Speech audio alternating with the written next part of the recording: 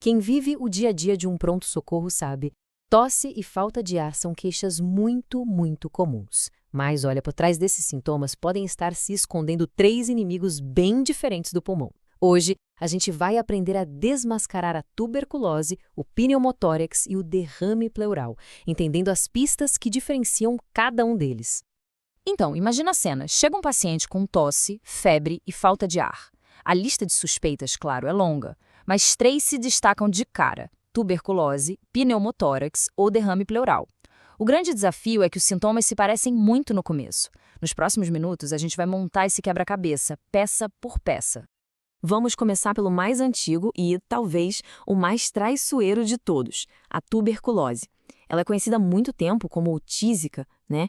E é uma verdadeira mestra do disfarce, porque ela pode ficar quietinha no corpo por décadas antes de dar as caras. E esse aqui é o retrato clássico da doença. É um quadro que se arrasta, sabe? Bem insidioso. A pessoa se sente cansada, começa a perder peso sem entender o porquê e tem aquela febrezinha no fim da tarde, que depois vira um suor que encharca a roupa de cama de noite.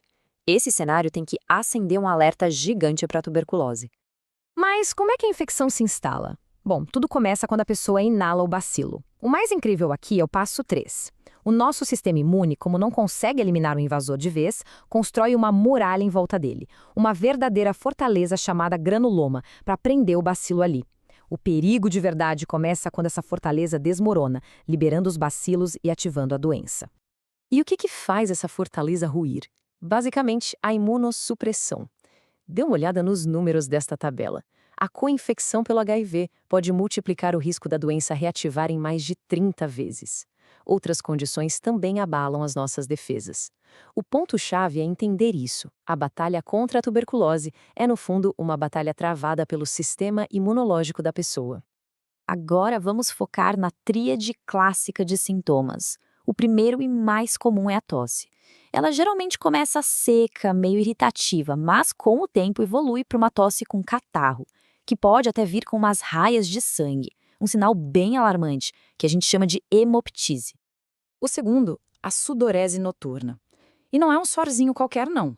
É um sintoma sistêmico bem intenso ligado ao ciclo da febre, que costuma ter um pico à tarde e depois cede durante a noite, causando esses suores que chegam a molhar a roupa. E o terceiro sintoma, a perda de peso, o emagrecimento. A doença literalmente consome a energia do corpo, levando à fraqueza, à perda de massa muscular. Era a tal consunção que deu o nome histórico à doença. Essa tríade, tosse crônica, suor noturno e perda de peso, é a assinatura clássica da tuberculose pulmonar ativa. Para confirmar a suspeita, a gente lança a mão de um verdadeiro arsenal. A radiografia de tórax nos mostra o campo de batalha, sabe? Com infiltrados, cavidades, geralmente lá na parte de cima do pulmão. A baciloscopia é nosso teste rápido de linha de frente. A cultura é o padrão ouro, mas demora. E aí entra a estrela do slide. O teste molecular rápido, o SPERT, que em menos de 2 horas não só confirma o diagnóstico, como já disse, o bacilo é resistente a um dos principais antibióticos.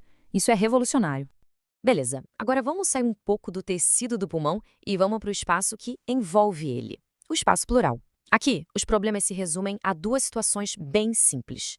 Ou a gente tem ar, onde não deveria, ou tem líquido. E este slide ilustra a diferença fundamental de um jeito brilhante. Pensa no pneumotórax como se fosse um pneu furado. O ar vaza do pulmão para o espaço pleural e o pulmão murcha. Já o derrame pleural é como um porão inundado. Um monte de líquido se acumula nesse mesmo espaço e comprime o pulmão. Essas analogias ajudam a fixar para sempre: ar contra líquido, pneu furado contra porão inundado. Enquanto o pneumotórax geralmente vem de um trauma ou da ruptura de bolhas, a lista de causas para o derrame pleural é imensa. Vai desde câncer, passa por doenças autoimunes e até, olha só, a própria tuberculose pode se manifestar assim. Isso mostra porque analisar aquele líquido do porão é tão importante para a gente descobrir a origem do problema. Certo, agora vamos focar na parte prática, no tratamento. O manejo do pneumotórax e do derrame pleural quer resolver o problema mecânico na hora, ou seja, drenar o ar ou o líquido, e tratar a causa. Mas o tratamento da tuberculose é um capítulo à parte, é longo, cheio de detalhes, então vamos mergulhar nele. O tratamento padrão da tuberculose sensível dura 6 meses e é dividido em 2 fases. A fase intensiva, de 2 meses, usa 4 drogas. E o mnemônico para não esquecer é RIPE, rifampicina, isoniazida, pirazinamida e etambutol. Depois, a gente segue para a fase de manutenção, por mais 4 meses, só com rifampicina e isoniazida. Aderir ao tratamento do início ao fim é a chave para a cura. Mas atenção, esses medicamentos não são inofensivos. É fundamental conhecer os efeitos adversos.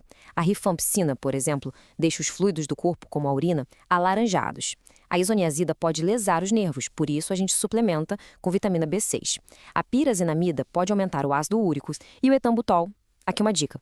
E de eye, olho em inglês. Ele pode causar neurite óptica, então é preciso monitorar a visão do paciente. Agora, um macete clínico de ouro, daqueles para anotar e nunca mais esquecer. Um paciente tem leucócitos na urina, o que sugere uma infecção, mas a cultura de urina padrão vem negativa. O que a gente deve pensar? Em urina ácida, essa piúria estéril é um sinal clássico de tuberculose geniturinária. É que o bacilo não cresce nos meios de cultura normais. E agora, uma pergunta rápida para a gente consolidar o que viu sobre o derrame pleural. Diante daquele porão inundado, com uma causa ainda desconhecida, qual é a nossa primeira e mais importante ferramenta de investigação? A resposta é a toracocentese, ou seja, a punção para coletar uma amostra daquele líquido. É analisando esse material que a gente vai conseguir diferenciar as causas, entender se o problema é inflamatório ou não e finalmente chegar ao diagnóstico certo. E para a gente ter uma ideia da dimensão global do nosso primeiro inimigo, olhem só para este número: 1/3. Estima-se que 1/3 da população mundial carrega o bacilo da tuberculose de forma latente. Isso quer dizer que bilhões de pessoas vivem com essa fortaleza biológica dentro delas, o que reforça a importância de manter nossas defesas sempre ativas. E a gente termina com uma reflexão. Vimos que um quadro de tosse e falta de ar pode ser uma infecção crônica e arrastada, como a tuberculose, ou um evento agudo no espaço pleural, seja por ar ou por líquido. Mas é a tuberculose, com essa capacidade de criar resistência aos remédios, que representa uma ameaça crescente. O esquema HIP pode não ser suficiente no futuro. A busca por novas armas é constante. Então, fica a pergunta: qual será a próxima grande revolução no combate a essa doença milenar?